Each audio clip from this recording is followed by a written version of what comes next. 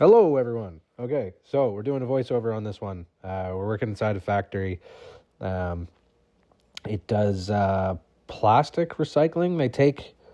Um, they take plastic bins that hold like parts. They're called gaylords, I guess, and they throw them into this grinder. And this grinder cuts them up into little pieces, and then they put it through a whole bunch of other stackers and shakers and sort out the different kinds of materials, and they're able to recycle it down into like a little pellet that gets used to, I guess, make more gaylords or other plastic products. I don't know. It's a rare thing to see. I don't know. It's I live in Canada, right? So it's a lot of recycling gets sent like far away to third world countries, so it's kind of cool to see that they're doing it here. I guess the stuff's worth a fair bit of money. It's nylon reinforced plastic, so it's the same stuff that's like in like what your drill handle, your Milwaukee drill is or whatever. So, anyways, as you can tell, we're doing some carbon arc gouging. I'm doing a little inspection with the flashlight here now, but while I was yammering on there, we're using a 3/16 carbon arc rod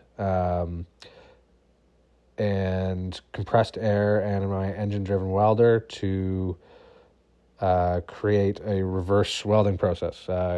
If you're new to this, carbon arc gouging is a pretty common thing for me to use. I don't see a lot of other people using it. It's kind of old tech, but works really good for me. So anyways, yeah, so just gouging away here, 3/16 carbon, 200 some odd amps, and basically how this works is the plastic goes in this drum grinder, you want to call it, and all those little bumps on the drum grinder are tooth holders. So they have a carbide tooth that goes in there. But once carbide breaks off and the tooth holder gets all messed up, they have to be replaced. So I'm basically just like re-ing a bunch of teeth, similar to what you do on an excavator bucket, but there's just a lot more here. So I've been working at this company for years, and I come in on a schedule and take out like, I don't know how many, like 10, 15 teeth at a time. And you'll see me weld them, prep them, take them off, prep them, weld new ones on, install them, put a little hard facing on them, and yeah, so that's the whole process. So I'll let you guys enjoy this gouging portion here, and I'll grab you when I move on to the next part.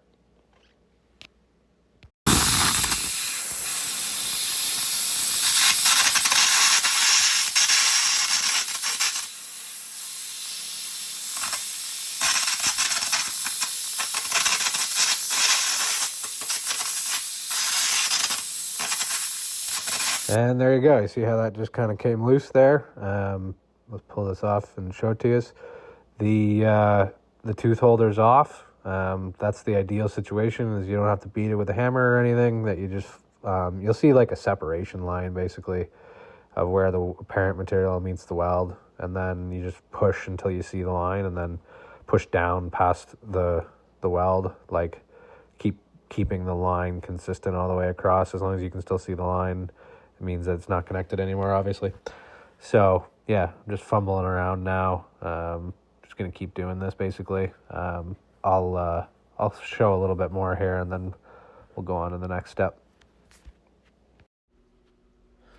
Okay, so we're gonna keep gouging here. If you want to skip ahead, I start the welding around 9 minutes and 50 seconds.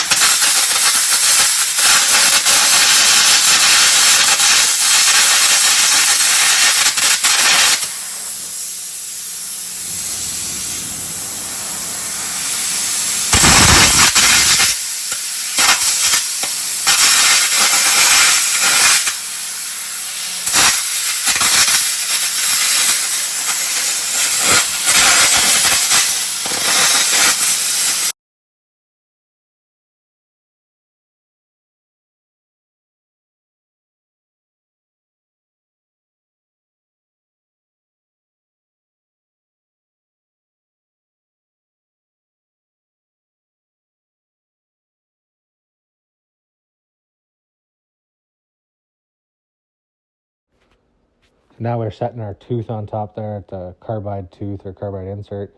We put our 12 millimeter Allen bolt in the bottom. Just put it in by hand to make sure that nothing got messed up. I just tighten everything down with an Allen key. Just check them like that it's overhanging evenly, so it's not going to hit on the guide on the other side. I go back through and torque everything, but I just put them in now, and then next up we do a rotation. So you can see it start to spin here. That's just to check that it goes through the guide on the bottom. There's a pretty tight fit, like there's only I'd say less than 1/8 of an inch of between the guide and the or screen or whatever you want to call it, and the actual tooth. So I've had it before where the weld was too tall or something, or the tooth wasn't in properly, and it started to hit. So this is kind of like my preventative measures. I just do them on each one or each couple of ones.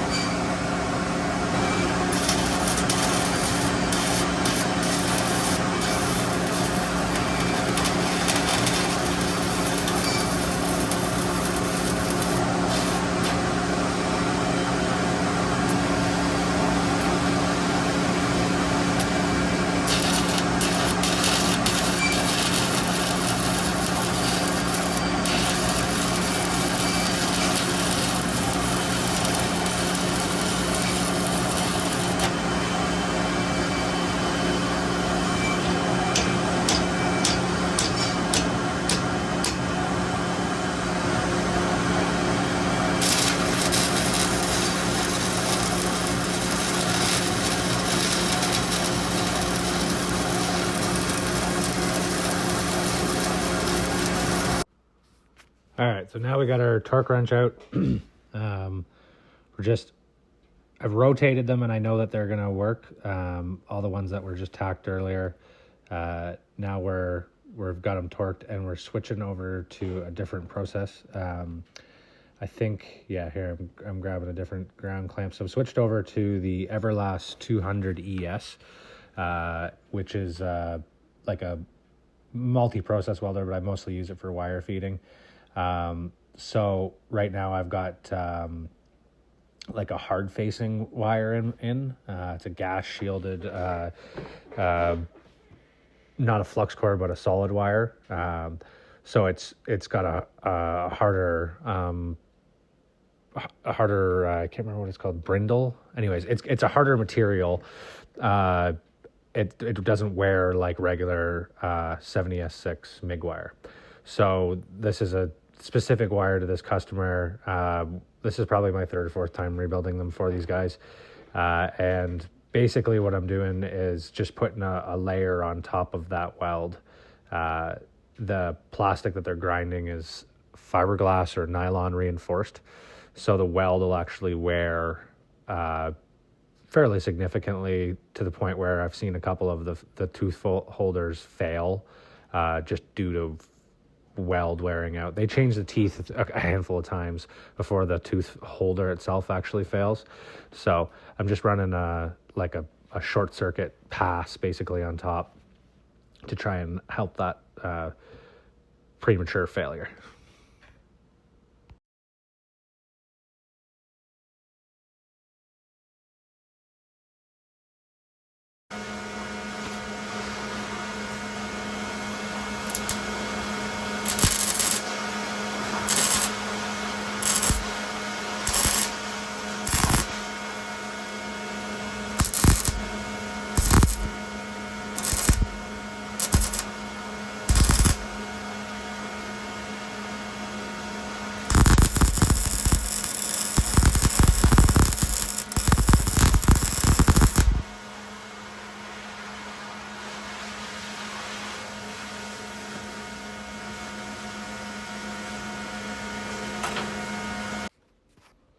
Okay, guys, I think that's about the end of this one. I don't remember how many we did. I feel like 11, but I don't know. I've recorded these voice clips over a couple of days, so I might have talked about this earlier already. But anyways, yeah, we spun it around, checked out that everything's good. I did end up having to grind a couple of the hard-facing spots, so they went through the guide. But yeah, we'll just get packed up here, and that's the end of this video. So thanks very much for watching. I really appreciate it. I don't know if you guys like this style or I just talk over clips, or let me know down in the comments what I can improve on.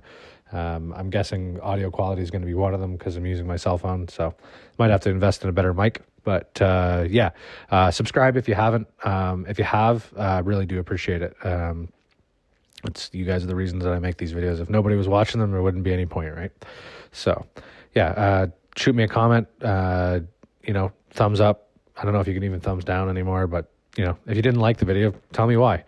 Yeah, I'm always trying to make improvements, always trying to make this channel better and more fun to watch. So, I'm still trying to make a living, but, I'm hoping that you guys enjoy it too as well. Yeah, thanks for watching, and I'll see you on the next one.